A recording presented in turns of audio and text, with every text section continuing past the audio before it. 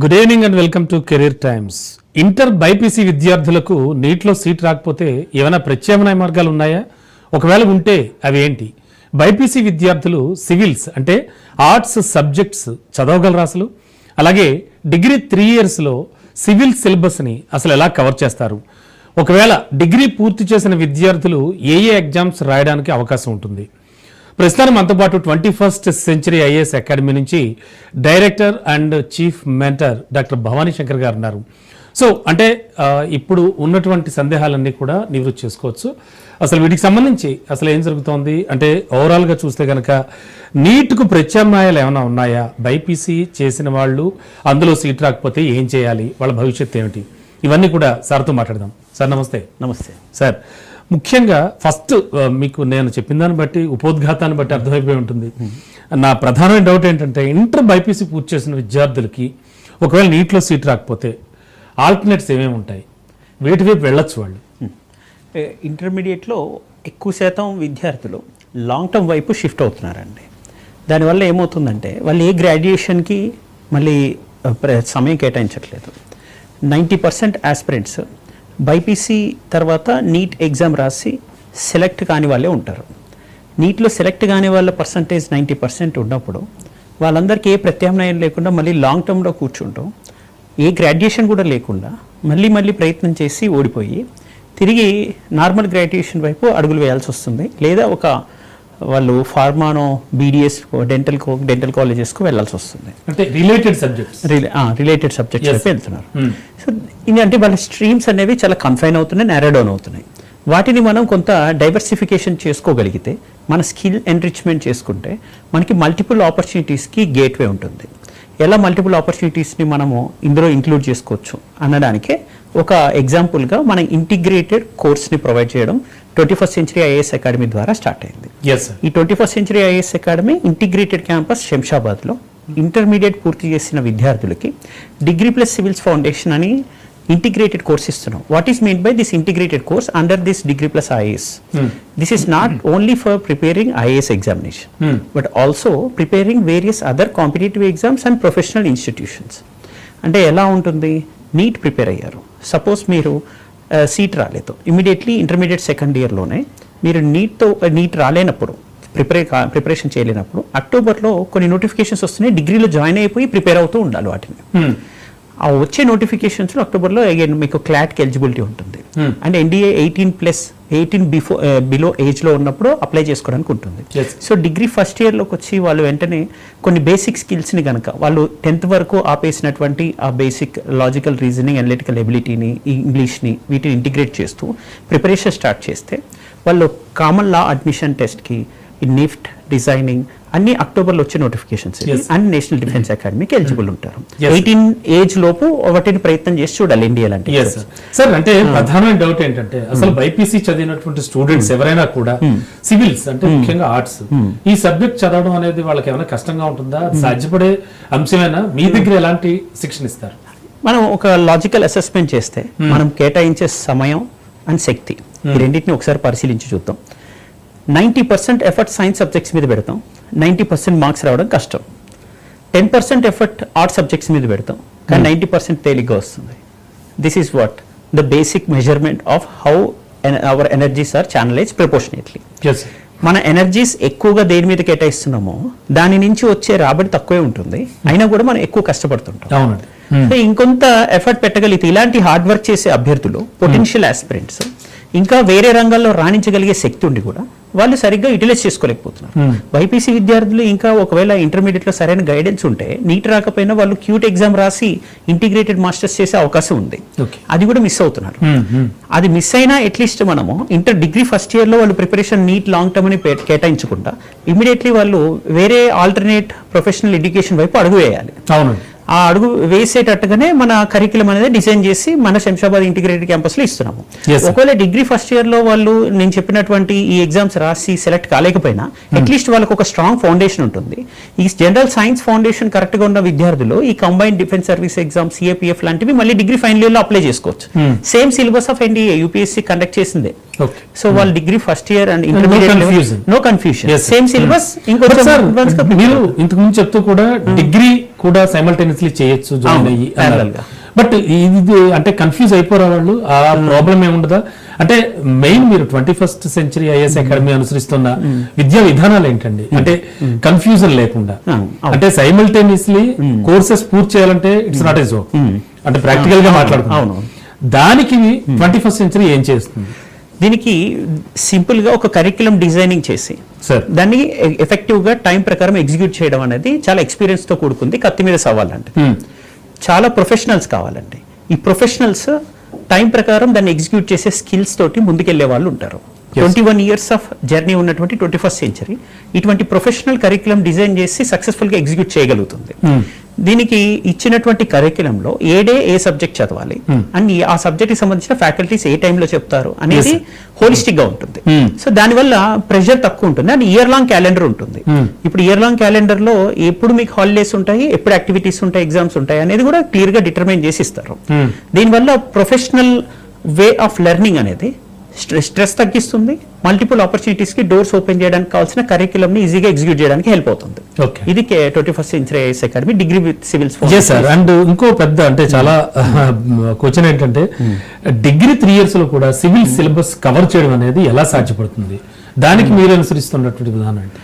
అసలు civil services కి మనకి తెలియని చాలా విషయాలు, కొన్ని అపోహలు మనం ఇప్పుడు తొలగించుకుందాం ఈ ప్రశ్న ద్వారా. ఎలా అంటే అసలు సివిల్స్ అంటే ఐఏఎస్ కావడానికి ఎలిజిబిలిటీ క్రైటీరియా ఏంటి? ఫైనల్ ఇయర్ లో ఉన్నప్పుడు అప్లై చేయొచ్చు గ్రాడ్యుయేషన్.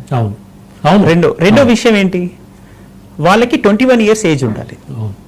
అంటే 21 సంవత్సరాలకి నువ్వు ఐఏఎస్కి ఎలిజిబుల్, ఫైనల్ ఇయర్కి ఎలిజిబుల్, ఇంకా డిగ్రీ కాకముందే. ఫిబ్రవరిలో వచ్చే నోటిఫికేషన్ ఫైనల్ సెమిస్టర్ జరుగుతున్నప్పుడు.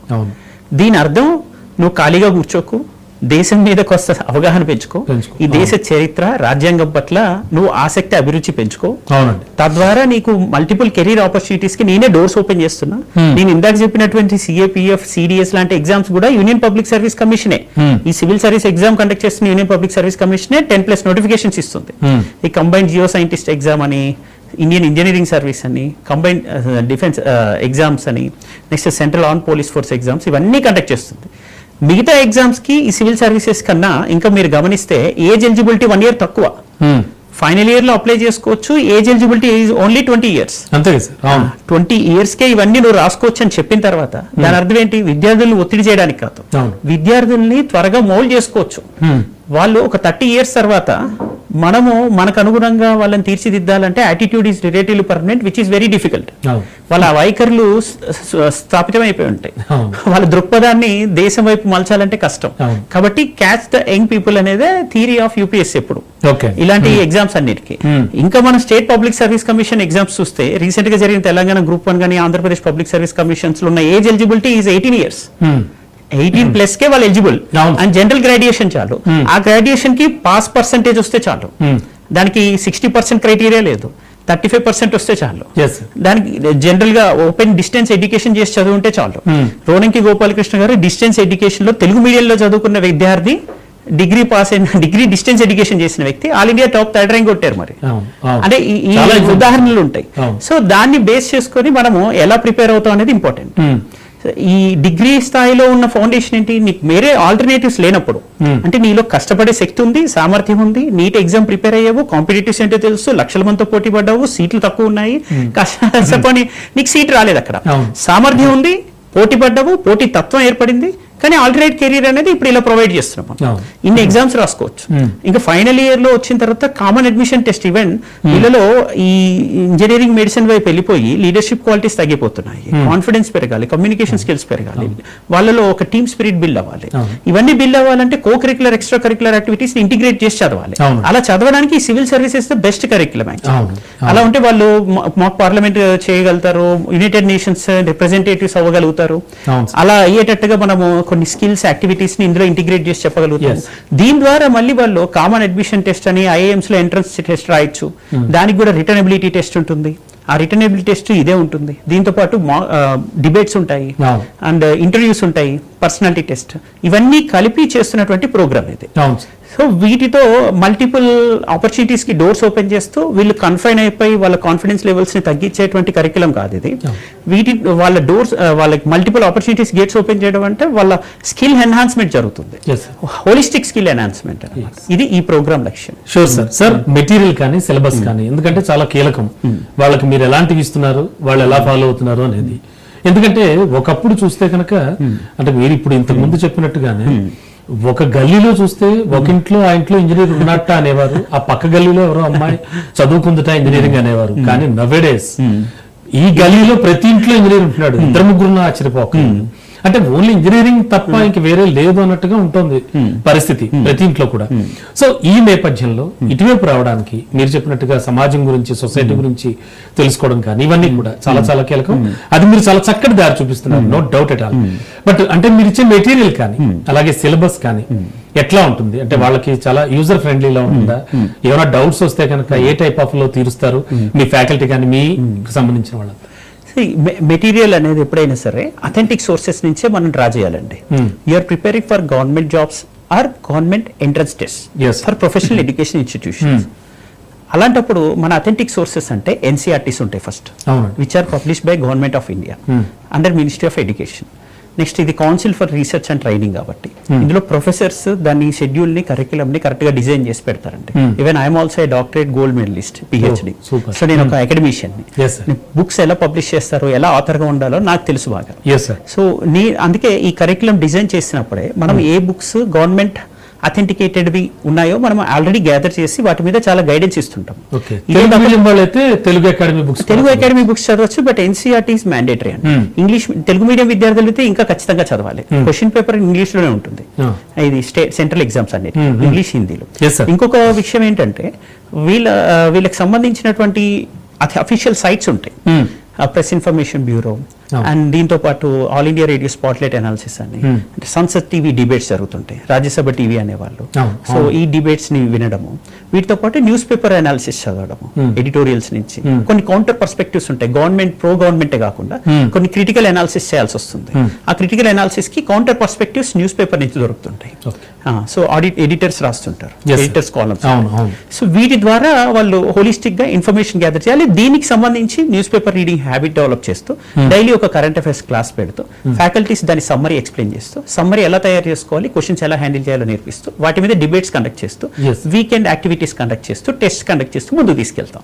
మీరు చెప్పినట్టుగా మెటీరియల్ అంటే ఇలా అథెంటిక్ సోర్సెస్, వాటితో పాటు కొన్ని స్టాండర్డ్ రిఫరెన్స్ ఆథర్స్, వీళ్ళని బేస్ చేసుకొని ఒక యాక్టివిటీ ఓరియంటెడ్ గా కో కరిక్యులర్ యాక్టివిటీస్ ని ఇంటిగ్రేట్ చేస్తూ నేర్చుకోవడం జరుగుతుంది. దానివల్ల లాంగ్వేజ్ కాంపిటెన్సీ ఉంటుంది, లీడర్షిప్ క్వాలిటీస్ ఉంటాయి, కమ్యూనికేషన్ స్కిల్స్ ఉంటాయి, సబ్జెక్ట్ ఎన్హాన్స్మెంట్ జరుగుతుంది. Definitely sir. సార్ ఎప్పుడు ప్రిపరేషన్ అయినా, ఎప్పుడు చదివేనా, what about extra co curricular activities?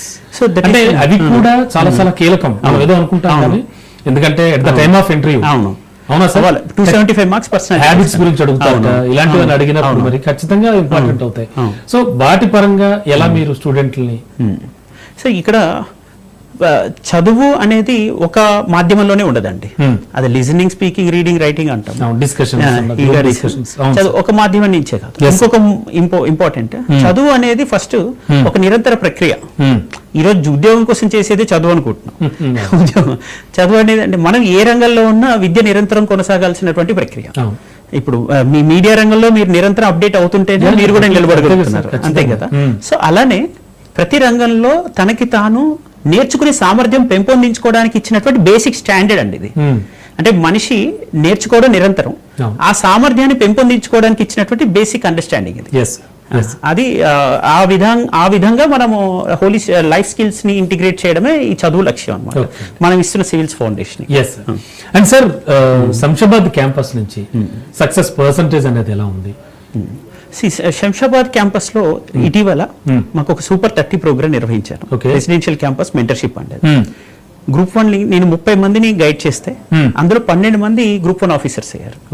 అంటే మనకి సక్సెస్ రేట్ అంటే dedication, determination and immense passion, perseverance, వీటి మీద సక్సెస్ అనేది డిపెండ్ అయి ఉంటుంది. అంటే మన scientific schedule, curriculum, logical alignment of the preparation module అని. మన ప్రిపరేషన్ కి ఒక లాజికల్ గా అంటే మనం చదువుతున్నది ఎంతవరకు రైట్ అనేది ఇంపార్టెంట్, మనం ఏది చదవకూడదో తెలుసుకోవడం కూడా. అలా లాజికల్ అసెస్మెంట్ ఉంటుంది. మన పర్ఫార్మెన్స్ అసెస్మెంట్, ఇవి ఎప్పటికప్పుడు జాగ్రత్తగా చెక్ చేసుకొని ఒక మెంటర్ ఆధ్వర్యంలో కనుక మనం ప్రయత్నం చేస్తే సక్సెస్ రేట్ మాక్సిమం ఉంటుంది అనడానికి ఇటీవల శంషాబాద్ క్యాంపస్ రెసిడెన్షియల్ మెంటర్షిప్ నుంచి వచ్చిన రిజల్ట్స్ ఉదాహరణ. మన ఆల్ ఇండియా మన state third rank topper Telangana state group 1 examination సంబంధించి తేజస్విని రెడ్డి, జిన్నా తేజస్విని రెడ్డి ఫ్రమ్ వరంగల్ మా దగ్గరే 2 years ఉండి అక్కడే తర్ఫీదు పొంది శిక్షణ పొంది ఈ రోజు 3rd ర్యాంక్ సాధించడం జరిగింది deputy collector. Super sir, super. And sir ముఖ్యంగా అర్బన్ అండ్ రూరల్ స్టూడెంట్ల గురించి మొన్నటి షోలో మాట్లాడుకున్నాం మనం ఆల్రెడీ. బట్ అంటే ఇంకా మా ప్రేక్షకులకు కానీ అలాగే ముఖ్యంగా పేరెంట్స్ కి అర్థం కావాల్సిన అవసరం చాలా ఉంది. అఫ్ కోర్స్ డిగ్రీ అయిపోయిన వాళ్ళు వస్తారు, వాళ్ళంతటా వాళ్ళే వస్తారు, వాళ్ళే ఎంచుకుని వస్తారు ఈ ఫీల్డ్ లో, కాదంటలేదు. అయినప్పటికీ పేరెంట్స్ ఆలోచన విధానం ఎలా ఉంది, పిల్లల్ని డెవలప్ చేయడం కానీ అలాగే తమ పిల్లలు ఇలాంటి కోర్సులోకి వెళ్తాను అంటే తెలియని పేరెంట్స్ కూడా ఉన్నారు ఇప్పటికీ కొన్ని రూరల్ ఏరియాస్ లో, మనకు తెలియదు. ఎట్లా ఉంటుంది సార్ పేరెంట్స్ నుంచి కానీ స్టూడెంట్స్ నుంచి కానీ? ఇక్కడ పేరెంట్స్ అనే వాళ్ళు ఎవరో కాదండి, మనమే. అంటే మనం ఆలోచించే విధానమే పేరెంటింగ్ అంటే మనం ఏం చెప్తామో వాళ్ళు అలా ఆలోచిస్తుంటారు. మనం 2 దశాబ్దాలకి ఏం చెప్పాం పేరెంట్స్ కంటే అంటే పేరెంట్స్ అంటే ఎవరు, మన ఎంటైర్ సివిల్ సొసైటీ కమ్యూనిటీ. అంతే కదా సార్. మనం ఏం చెప్పాం 2 దశాబ్దాలు కంటే ఇంజనీరింగ్ మెడిసిన్ చెప్పాం, అదే ఉందని చెప్తున్నాం. ఇంకో 2 దశాబ్దాలు కూడా ఇదే చెప్పడానికి సిద్ధంగా ఉన్నాం, ఎందుకంటే మిగతా తెలియదు కాబట్టి.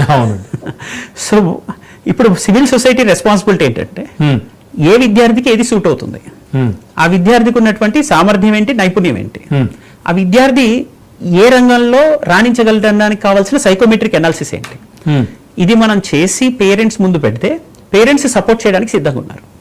So this is the responsibility of academicians which we are doing now together. మనం మీడియా సౌజన్యంతో ఈ రోజు ఇలాంటి అవేర్నెస్ ప్రోగ్రామ్స్ ఇస్తూ కొన్ని అనుసంధాన బ్రిడ్జ్ కోర్సెస్ మీకు కూడా ప్రొవైడ్ ఇస్తున్నాము. ఇస్తూ వీటి మీద మల్టిపుల్ కెరీర్ ఆపర్చునిటీస్ ఎవరెవరు ఏ రంగంలో, కొంతమంది HR గా రాణించగలరు, హోటల్ మేనేజ్మెంట్ లో రాణించగలరు, కొంతమంది డిజైనింగ్ లో రాణించగలరు, కొంతమంది ఫ్యాషన్ టెక్నాలజీలో రాణించగలరు, కొంతమంది థియేటర్ ఆర్ట్స్ లో రాణించగలరు, కొంతమంది జర్నలిజం లో రాణించగలరు, కొంతమంది లీగల్ ప్రొఫెషన్ లో రాణించగలరు. దానికే ఇలాంటి మల్టిపుల్ ఎగ్జామ్స్ ఉంటాయి. As I have mention CLAT, CUET, IB-MAT, NIFT, designing and there are plenty of exams.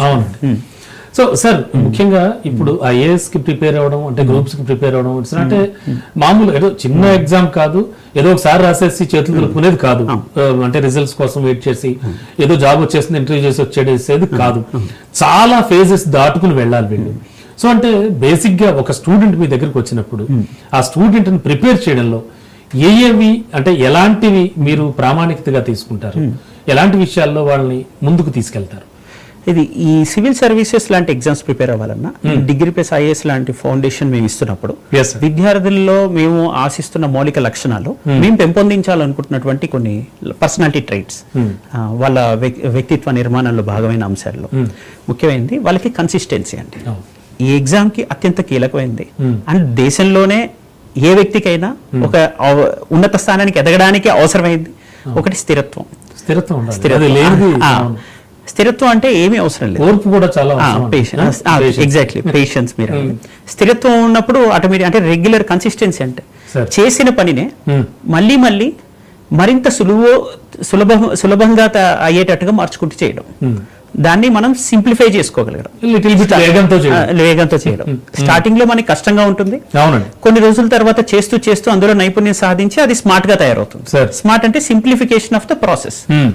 అది చేసేటట్టుగా ఉండాలి అంటే మనలో కన్సిస్టెన్సీ అనే quality is the simplest and best principle. కాబట్టి మేము ఇస్తుంది ఒక రెగ్యులర్ షెడ్యూల్, ఎక్కువ స్ట్రెస్ లేకుండా ఈ క్లాసెస్ జరుగుతాయి, ఈ ఎగ్జామ్స్ ఈ వీకెండ్ లో ఉంటాయి, ఆ తర్వాత ఈ యాక్టివిటీస్ ఉంటాయి, ఇన్ని హాలిడేస్ ఉంటాయి.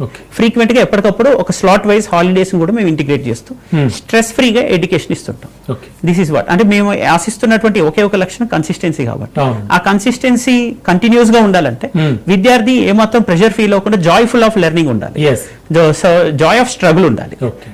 అలాంటి యాటిట్యూడ్ ని ఇన్కార్పొరేట్ చేసేటట్టుగా మన కరిక్యులం డిజైనింగ్ అండి. Definitely sir. అండ్ ముఖ్యంగా చూస్తే కనుక boys and girls, of course males and females, ఎవరు ఎక్కువగా గ్రాస్పింగ్ కానీ లేకపోతే చెప్పింది అర్థం చేసుకుని వేగంగా ముందుకెళ్ళడం కానీ ఇలాంటివి ఏమైనా అబ్జర్వ్ చేస్తూ ఉంటారా? అంటే జనరల్ కండిషన్ లో ఇప్పుడున్న ఈ సోషల్ మీడియా యుగంలో మాట్లాడితే ఫోన్ ఒక 90 సార్లు చెక్ చేస్తున్నాం. ఈ నేపథ్యంలో అఫ్ కోర్స్ మీరు అవన్నీ దూరం పెట్టేస్తారు, వేరే విషయం.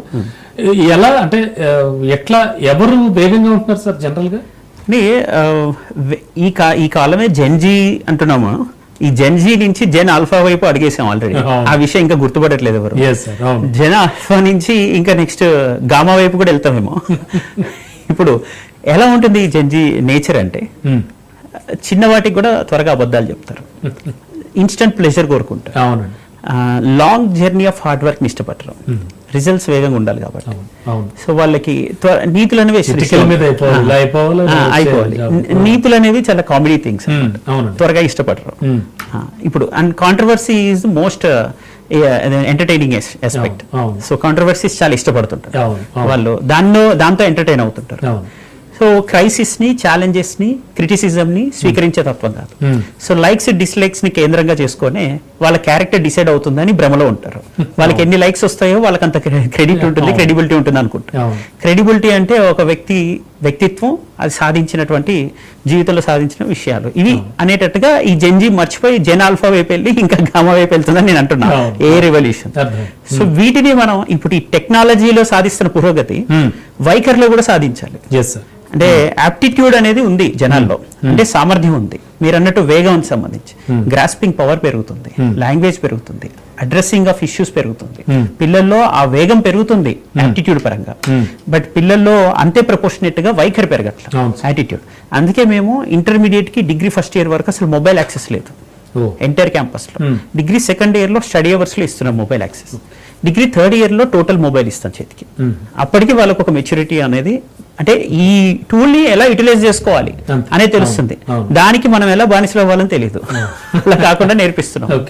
ఓకే, సో ఈ టైప్ ఆఫ్ లో ముందుకు వెళ్తున్నారు సార్. అంటే జనరల్ గా ఈ కేపీఎస్ 21st సెంచరీ ఐఏఎస్ అకాడమీకి ఒక స్టూడెంట్ రావాలి అంటే ఎందుకు రావాలి అనే దానికి సింగిల్ లైన్ లో సమాధానం ఏం చెప్తారు సార్? నేను కేపీఎస్ 21st సెంచరీ ఐఏఎస్ అకాడమీకి రావాలని కూడా చెప్పట్లేదు, ఆనెస్ట్ గా. Let it be very honest. విద్యార్థులకు ఏది నచ్చుతుందో వెతకండి, వాళ్ళు ఎందులో రాణించగలరో చూడండి. వాళ్ళకి ఏ రంగంలో యాప్టిట్యూడ్ ఉందో ఆ రంగంలో యాప్టిట్యూడ్ తో పాటు సరైనటువంటి వాల్యూ ఎడ్యుకేషన్ ఇచ్చే యాటిట్యూడినల్ సంస్థ ఏది ఉందో దానిలో మీరు జాయిన్ చేయండి, విల్ బి వెరీ హ్యాపీ. ఆ రకంగానే మా బ్రిడ్జ్ కోర్స్ మేము నిర్వహిస్తున్నాము. మా బ్రిడ్జ్ కోర్స్ కి ఎవ్రీ ఇయర్ ఒక 500 మంది అటెండ్ చేస్తే అందులో మా దగ్గరికి 200 మందే వస్తారు, 300 మంది రారు. ఆ 300 మందికి మేము ఇచ్చిన గైడెన్స్ వల్ల డిఫరెంట్ కెరీర్ ఆపర్చునిటీస్ ఎంచుకొని వెళ్తున్నారు. దట్ ఈస్ వాట్, ఈవెన్ మాకు కూడా ఒక కార్పొరేట్ సోషల్ రెస్పాన్సిబిలిటీ ఉంటుంది. ఆ రెస్పాన్సిబిలిటీ ప్రకారం మేము వెళ్తున్నాం. That is what the credibility of KPS 21st century IAS academy for last 2 decades. This is 21st year of 21st century. 2003 లో ఎస్టాబ్లిష్. సో ఆ క్రెడిబిలిటీని మేము ఎప్పుడు కొనసాగించగలుగుతున్నాం. ఇక్కడ ఎక్కువ శాతం రిఫరెన్స్ తో వచ్చే స్టూడెంట్స్ ఉంటారు, పేరెంట్స్, స్టూడెంట్స్, మళ్ళీ వాళ్ళే అలా వాళ్ళతోనే అలా వస్తుంటారు. సార్ ఖచ్చితంగా డిగ్రీ నుంచే ఎందుకు సివిల్స్ కోచింగ్ ప్రారంభించాలంటే ఏం చెప్తారు? అంటే అప్పటికి ఒక మెచ్యూరిటీ దశ దాటి ఎదరికి వెళ్తాడా, లేకపోతే ఎలా అర్థం చేసుకోవాలి దాన్ని? సరే, ఇప్పుడు పరిణతి అనేది మీరు చెప్పింది ఒక వ్యక్తికి ఎలా వస్తుంది? విజ్ఞానం వల్ల వస్తుంది. విజ్ఞానంతో పాటు ఇంకా సంస్కారం తోడైతే ఆ వ్యక్తిలో విజ్డమ్ వస్తుంది.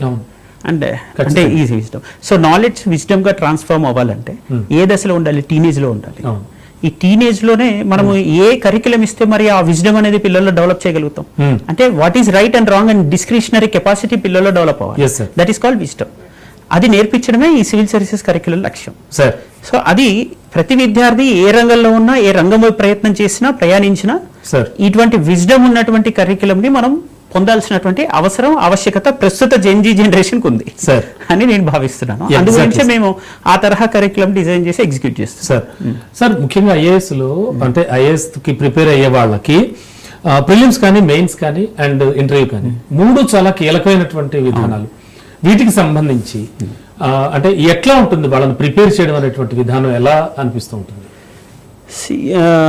ఇప్పుడు prelims, mains and personality test అని మనమే డిఫరెన్షియేట్ చేస్తాం, కానీ అసలు పర్సనాలిటీ టెస్ట్ అనేది the day that you start preparing for UPSC start అయిపోతుంది. మనిషిలో ఆ వ్యక్తిత్వ పరీక్ష అంటే ఆ వ్యక్తిలో దేశం పట్ల, సమాజం పట్ల ఉన్నటువంటి మౌలికమైన అవగాహన, తన వ్యక్తిత్వం, ఆ స్థాయిలో ఆలోచన అప్పుడే ప్రారంభమవుతుంది. పర్సనాలిటీ టెస్ట్ అనేది ఒక నిరంతర ప్రక్రియ అది. అంతే. అది పర్సనాలిటీ టెస్ట్ కి స్పెషల్ ప్రిపరేషన్ లాస్ట్ 2 months ఏమి ఉండదు. ఓ, ఉమ్, ఆ ఎగ్జామ్ కి ప్రిపేర్ అవుదామని మనం ఎప్పుడైతే నిర్ణయం తీసుకున్నామో అప్పుడే మన పర్సనాలిటీలో ట్రాన్స్ఫర్మేషన్ న్యాచురల్ గా స్టార్ట్ అవుతుంది. That is a through out the process ఒక జర్నీ లాంటిది. ప్రిలిమ్స్ మెయిన్స్ అంటే మనం సపరేట్ చేసి చూసేటువంటి ఎగ్జామ్ కాదు ఇది. నేను సార్ మీ మాటకు అడ్డొచ్చాను. మనకి ఒక కాలర్ లైన్ లో ఉన్నారు హైదరాబాద్ నుంచి నర్సయ్య గారు. Hello hello hello hello good evening sir. Good evening అమ్మా, చెప్పండి. సార్ నాది రీసెంట్ గా డిగ్రీ కంప్లీట్ అయింది. ఉమ్, ఐఏఎస్ కి ప్రిపేర్ అవ్వచ్చా సార్? యా ఎగ్జాక్ట్లీ, ఒక్క నిమిషం అండి సార్. అమ్మా ఓకే, గుడ్ ఈవినింగ్ మా. ఇప్పుడు మీరు సివిల్ సర్వీసెస్ ప్రిపరేషన్కి జనరల్ గ్రాడ్యుయేషన్ ఉంటే చాలు, ఏ గ్రాడ్యుయేషన్ చేసినా పర్లేదు. మీరు ఎలిజిబుల్ దీనికి ప్రిపేర్ అవ్వడానికి. మీకు 21 years ఏజ్ దాటి ఉండాలి అప్లై చేయాలంటే by the time of application. And మీరు ఓపెన్ కేటగిరీ విద్యార్థులు అయితే 31 years లోపు మీ ఏజ్ ఉండాలి. అండ్ డిఫరెంట్ కేటగిరీస్ని బట్టి ఏజ్ ఉంటుంది. ఓకే ఓకే మా, ఓకే అమ్మా, రైట్. Okay sir. అదే చివరిగా చెప్పండి, అదే డిగ్రీ నుంచే ఎందుకు వెళ్ళాలి అంటే వీళ్ళకి ఏ టైప్ ఆఫ్ ఉంటుంది, ఎలా ఉంటుంది? డిగ్రీ నుంచి ఎందుకంటే వాళ్ళ ఏజ్ ఎలిజిబిలిటీ వచ్చేసరికి ఇప్పుడు డౌట్ కూడా అమ్మాయిది అదే. అదే తన డిగ్రీ పూర్తయింది అన్నారు. అవును. డిగ్రీ పూర్తయిందంటే she can prepare for UPSC any time. అది తను చాయిస్ తీసుకోవచ్చు. Exactly. అది డిగ్రీతో ఎందుకు ప్రిపేర్ అవ్వడం వల్ల early stage of preparation it is an alternate career opportunity. Okay. Not only for civil services, it will open doors for various career alternatives. Okay sir. ఆ లక్ష్యంగా అంటే ఓవరాల్ గా బైపీసీ చదివిన విద్యార్థులు కూడా నీట్ లో సీట్ రాలేదని బాధపడక్కర్లేదు. అవసరం లేదు. డెఫినెట్ గా ఇటువైపు రావచ్చు. వాళ్ళు కూడా ఈజీగానే 21st century ఐఏఎస్ అకాడమీ నుంచి ఖచ్చితంగా ముందుకు వెళ్ళొచ్చు. Yes sir, thank you sir, thank you so much. Thank you. చాలా చక్కటి విషయాలు చెప్పారు. Thank you. థ్యాంక్ యూ అండి. Thank you. సో ఇది వాళ్ళ కెరీర్ టైమ్స్. చూస్తూనే ఉండండి రాజ్ న్యూస్.